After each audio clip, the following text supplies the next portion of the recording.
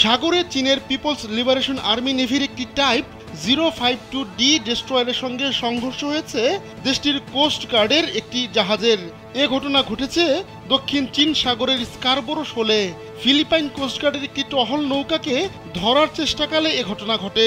এমন ঘটনায় চীনা কোস্টগার্ডের জাহাজের উল্লেখযোগ্য ক্ষতি হয়।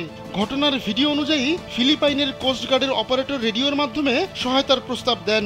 বিশেষ করে চীনা কোস্টগার্ডের জাহাজে থাকা ব্যক্তিদের চিকিৎসা নিয়ে কথা বলতে শোনা যায় ফিলিপাইনের কোস্টগার্ডের অপারেটরকে। চীনের কোস্টগার্ড জানিয়েছে দক্ষিণ চীন সাগরে ফিলিপাইনের নৌযানকে তাড়াতে গিয়ে এই সংঘর্ষের ঘটনা ঘটে। মিডিয়ার প্রতিবেদনে বলা হয় ফিলিপাইনের নৌযানকে সতর্ক করা হয়েছিল, তবে তারা কথা না শোনায় পরে সেটিকে তাড়া করা হয়। পুরো ঘটনাকে পেশাদার ও বৈধ বলে দাবি করেছে চীন।